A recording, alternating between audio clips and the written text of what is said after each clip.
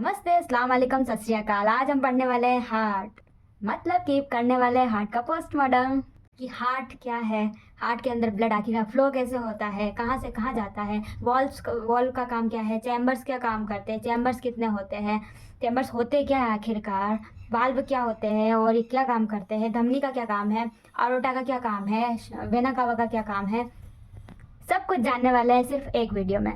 तो पोस्टमार्टम की शुरुआत करते हैं इंट्रोडक्शन से। तो हार्ट का सबसे पहले इंट्रोडक्शन दे देते हैं। हार्ट जो है कौन शेप का होता है और इसकी लोकेशन जो होती है लंग्स के बीच में, ये हमारे लंग्स हो गए और इस बीच में पाया जाता है हमारा हार्ट। अगर इसकी वेट की बात करें तो फीमेल्स में होता है 250 ग्राम एंड मेल में होता है 300 ग्राम। शुरुआत करते हैं लेयर से, हार्ट की लेयर से, फिर अंदर जाएंगे इसके बारे में, उसके अंदर जाएंगे इसके बारे में, सब कुछ पढ़ने वाला है। शुरुआत करते हैं लेयर से। आखिरकार हार्ट की लेयर्स क्या होते हैं, ठीक है, कितनी होती है, जस्ट समझने के लिए ये है हमारा हार्ट और इसके ऊपर पाई जाती है 3 लेयर्स। ये है एंडोकार्डियम, ये है मायोकार्डियम और ये है pericardium. Okay, endocardium, myocardium and pericardium. Endocardium मतलब सबसे अंदर वाली, पेरिकार्डियम मतलब सबसे बाहर वाली और मायोकार्डियम यानी बीच वाली। और मायो यानी मसल से रिलेटेड है, मायो यानी कि मस्कुलर होगी यानी मोटी होगी, ठीक है, इसमें मसल्स होगी। और मोटी क्यों है, इसका रीज़न ये है कि इसके अंदर होती है ब्लड वेसल्स जो ब्लड को लेके आती हैं, ऑक्सीजन वाला ब्लड लेके आती है, कार्बन डाइऑक्साइड वाला ब्लड ले जाती है, ये सब ये वेसल्स काम करती है, ठीक है। अब चलते हैं हार्ट के थोड़ा सा अंदर यानी कि उसके चैम्बर की ओर। अभी आप सोच रहे होंगे चैम्बर क्या होता है। चैम्बर ये होता है कि हार्ट जो होता है 4 पार्टों में डिवाइडेड होता है, 4 चैम्बर, जिसमें आता है right atrium, right ventricular, left atrium, left ventricular. Chamber बोले तो एक जैसे एक घर होता है, घर कमरों में डिवाइडेड होता है, उसी प्रकार हार्ट 4 कमरों में डिवाइडेड होता है, ठीक है। और प्रत्येक कमरे, हर एक कमरे का काम जो काम है वो एक ही है, ब्लड को लाना, स्टोर करना और पहुंचाना। आगे हम देखने वाले किसका क्या काम है, ओके। अब वो ये जो चैम्बर, तो आपको लोगों को पता चल गया चैम्बर्स क्या होता है। ये टोटल कितने होते हैं, 4 होते हैं। कौन कौन से, right atrium, right ventricular, left atrium, left ventricular. अच्छा जी, अब ये जो दोनों जो चैम्बर है उसके बीच में मिलते हैं वॉल्व, ठीक है। ये वॉल्व क्या करता है, ब्लड को बैक फ्लो को रोकता है। जैसे ब्लड सपोज एट्रियम से वेंट्रिकुलर में आया तो वेंट्रिकुलर टू एट्रियम में जाने से रोकेगा ये वाल्व। उसी टाइप में ये वाला जो है एट्रियम से वेंट्रिकुलर में जाएगा तो वापस वेंट्रिकुलर टू एट्रियम में जाने को रोकेगा। हार्ट में टोटल कितने वॉल्व पाए जाते हैं, कितने मिलते हैं, ये सब कुछ हम लोग आगे आने वाली वीडियो में पढ़ने वाले हैं।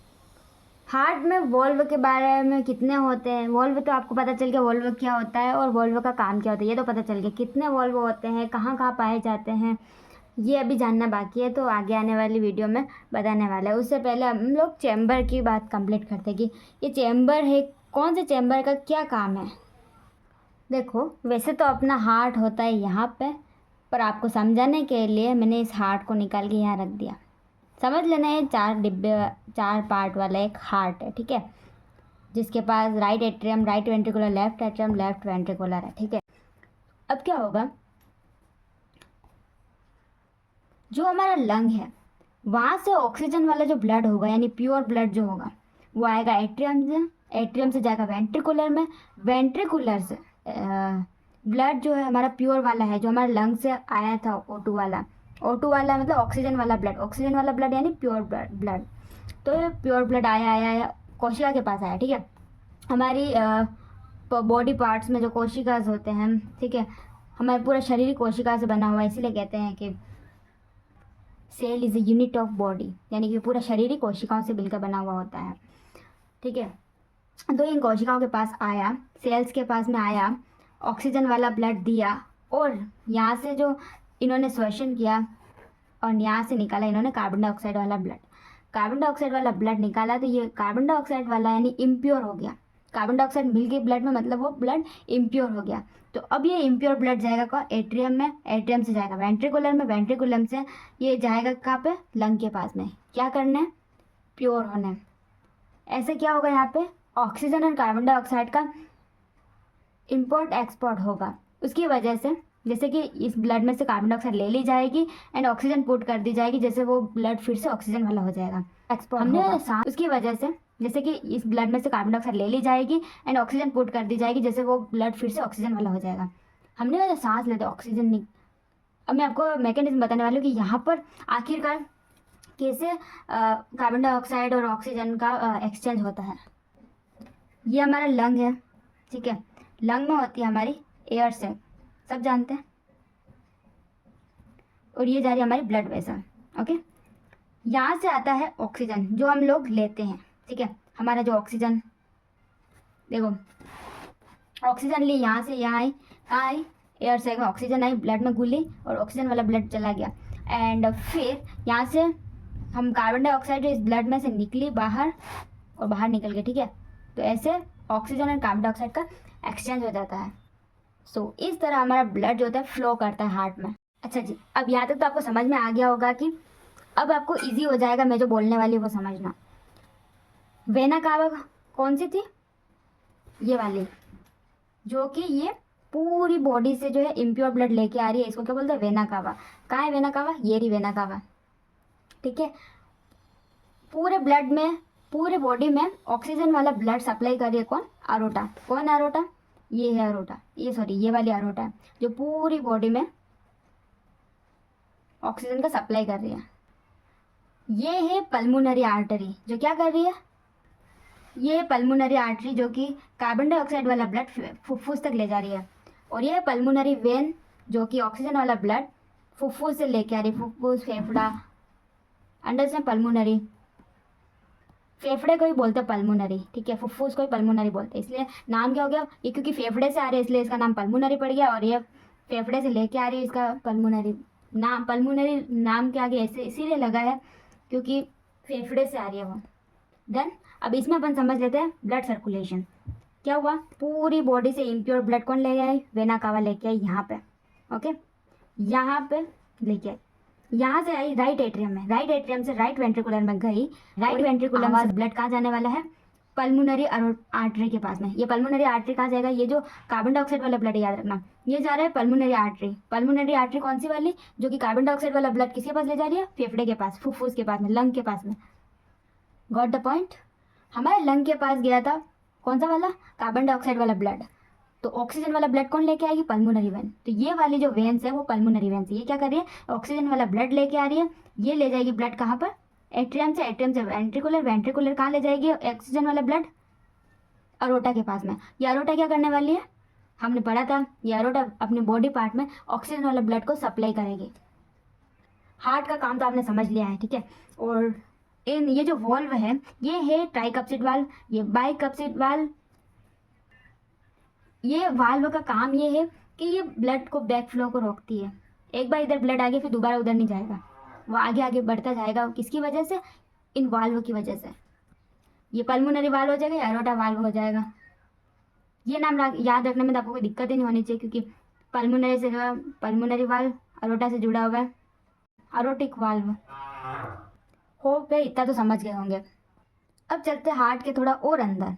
क्या आपको पता है हार्ट जो है, हार्ट को पंप करने का मैसेज ब्रेन नहीं देता।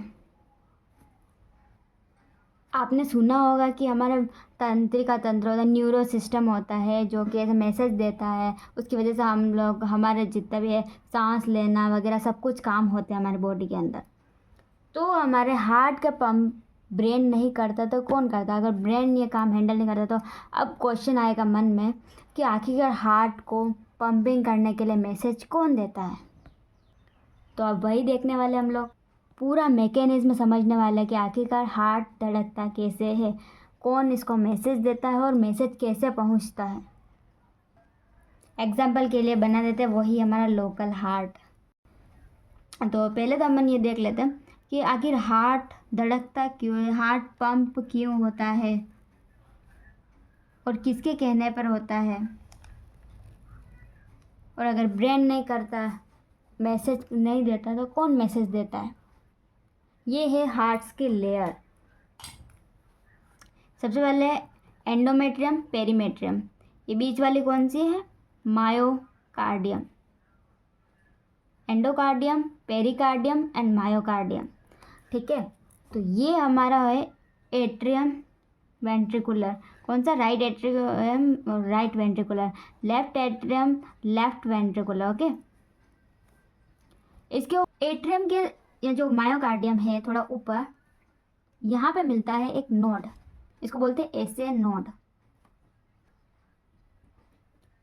यहाँ से कुछ नर्व जुड़ी होती है। एक और नोड जुटा है यहाँ पे, एवी नोड बोलते इसे। एवी नोड से निकले होते हैं और फाइबर जो कि कुछ इस प्रकार जा रहे होते हैं, इस टाइप से घुसे हुए होते हैं। यहाँ से निकल कर वो नर्व ऐसे जुड़े हुए होते हैं। ओके, अब होता है इन फाइबर्स का एक स्पेशल नाम है, इसको बोलते हैं पुरकिंजे फाइबर। ठीक है, पुरकिंजे फाइबर। अब क्या होता है, ऐसे नोड होता है, मैसेज जनरेट करता है, एक मैसेज जनरेट करता है कि हार्ट को धड़कना है, ज़रूरत है, धड़काओ। ओके, तो ये मैसेज जाता है किसके पास में? एवी नोड के पास में। एवी नोड मैसेज दे, एवी नोड का जो मैसेज है, एवी नोड के पास मैसेज जाता है और ये मैसेज पुरकिंजे फाइबर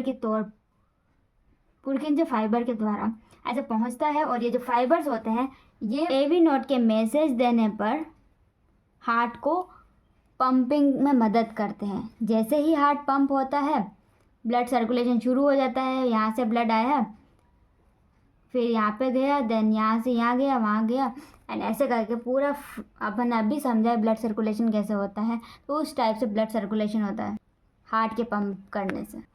सो ये था हमारा हार्ट। आई होप आपको समझ में आया होगा, और अगर वीडियो समझ में आई हो तो लाइक तो बनता है यार। नेक्स्ट वीडियो में, तब तक के लिए बाय बाय।